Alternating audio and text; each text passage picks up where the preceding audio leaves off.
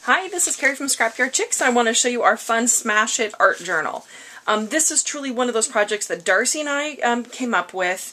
We had a pile of stuff and we just kind of started figuring it out. We really wanted to do this binding, which is a rubber band and a paper clip, because we'd seen this done before and we wanted to figure that out. We love using duct tape, so we used duct tape on it. We used a mailing envelope for the covers, and then inside we did a couple of fun pockets.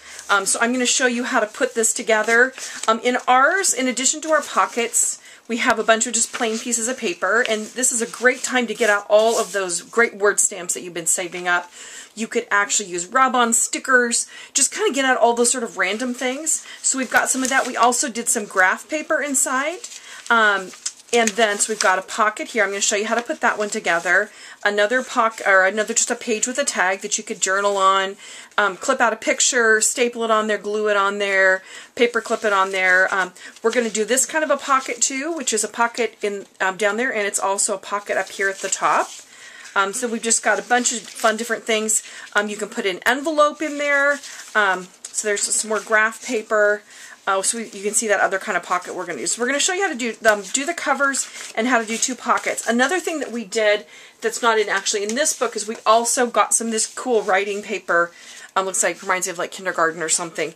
And you can put this in your Smash It book too. So there's all sorts of different things that you can do. But I'm going to show you how to do the binding with the paper clip and the rubber band. And I'm going to show you how to fold both of the pockets. So the first thing, and I'm just going to put this one off to the side because we don't need that for right now. The first thing what we did is we got, they're 9 by 12, just plain old mailing envelopes. I found these really cool craft ones. I don't know, somewhere I've had them. I've been wanting to do a project with them. So you're going to go ahead and do this. Now you could just fold it over if you wanted to, but we wanted to be able to put lots and lots of pages in ours. So we actually cut ours at the 6-inch mark so that you end up with two pieces. And then you can decide if you want this pocket part of it to be the front cover or the back cover, and you can actually leave the other part open too. I'm going to seal them up to kind of show you how that we did this, but we actually sealed up the cut edges and then just kind of left this like that. So what you're going to do is we reinforced our binding with a piece of duct tape. You could also use a folded over piece of paper if you wanted to, but what we didn't want is when this binding pulls, we didn't want it to tear through our covers or any of our pages or anything like that. So this is what it's going to look like when you're done. So you're just going to basically fold a piece of duct tape around that binding and seal up that cut edge. I'm going to show you a great trick. So this is what Darcy was doing when we taught this at the expo. So first of all, you want to do is you want to tear off a piece of cut off a piece of duct tape that's just a little bit longer than what you need. And for this, I love these Tim Holtz no-stick scissors because they're just perfect. Lay the tape down on the table or your work surface and then put your piece on top of it. It doesn't matter if it's even, because you're never going to see the front and the back together at the same time. This is extremely sticky, so then you just kind of lay this down in it like that and just fold it over like so. Okay, sorry about that. I had to change my batteries. So what I did is I went ahead and I put my duct tape on the sides, and then I'm just going to cut the extra off like that. So that I end up with, you're going to do that on both pieces so that you end up with the duct tape for your binding. And then you want this to be about 2.5 inches apart to do the binding. And that's using a pretty standard size rubber band and then a large paper clip. You might have to adjust it if you're going to use something different. We got all of these great rubber bands and paper clips at Office Depot. They have all kinds of cool colored office supplies. So what I'm going to do right now is I've already punched one of my covers, so I'm just going to go ahead. And for punching through the duct tape, you probably are going to need like a Crop-A-Dile. You might be able to do it with a regular hole punch, but it will be quite a bit more difficult, I would imagine. So I'm actually not going to put any pages in this right now. I just want to show you how we're going to do the binding. So what you're going to do is you're going to take a rubber band, and then you're going to take a paper clip, and you're going to kind of put it on here, kind of like a fish hook, I guess, is for lack of a better word, like this. And then you are going to start on the front. You're going to put that rubber band through like this. Let this kind of just dangle there on the front. And then you're going to go through all of your pages that you have in there, one at a time. Boom, boom, boom, boom, boom. Then you're going to come back up through the back.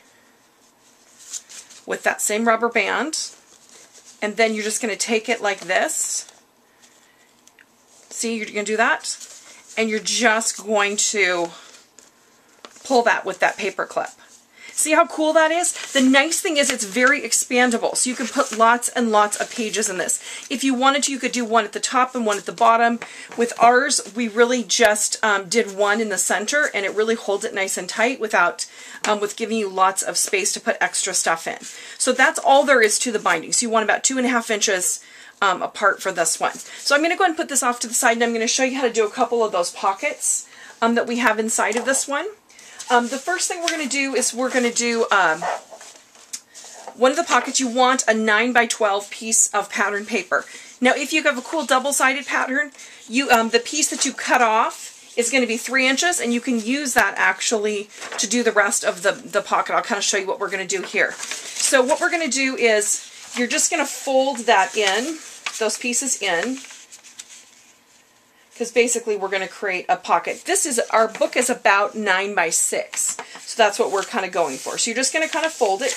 I mean, you could measure it and score it and all that, but for the purposes here, we're just going to do kind of a quick job. So you're just going to kind of fold that in like this, and then you have that 3-inch strip. Now this is actually just single-sided paper, so I cut something out of a contrasting piece. So I need one piece that's 1 inch wide. So then what I'm going to do is I'm just going to go ahead and I'm going to put adhesive along those cut edges, and we're going to seal that up with that 1-inch strip of paper. Now I could measure it out to be 9 inches, or I could just stick it down and cut it off. Super fast, super easy. So we're just going to stick that down. We're just going to cut off the rest. You can save this because you could use that to make a tab or something like that. So now what we have is we have a big tube that we've sealed up, just like that. So then for the bottom section, what we're going to do is we're going to take this, we have still a 2x12 piece left, and we're going to fold it in half. Hot dog style is what a lot of people like to say, but you're going to fold it in half lengthwise, like this. So then I'm just going to trial fit it because I don't need to put adhesive on the whole thing. So we're just going to kind of trial fit it and kind of cut it off. And then I'm going to put adhesive on each side of this. The nice thing about this kind of a book is you could truly put this together with glue stick. You don't need any kind of fancy adhesive. So what we've done is we folded that in half. We're just going to capture the bottom of that pocket, just like that, with that piece. Just like so. And then just go ahead and trim off the excess. Just make sure you don't trim through your folded piece. So then we've got this cool looking pocket like this. So I want to punch out a little, what I call a thumb pull. So I'm just going to go ahead and use my 1.5 inch circle punch, or any size circle punch that you might have. Like so. And there you've got a really cool pocket that you can put inside of your Smash book. So it's not a fun one. So we've got this one that we're going to do, and I'm going to show you quick how to do one more. And this is one of my favorite ones. And for this one, you need a whole sheet of 12x12 paper. And what we're going to do first is we're going to fold it in half, like this, so that it's 6x12. And then you're going to unfold it. And then you want to fold up the bottom 3 inches of the paper. So you can just kind of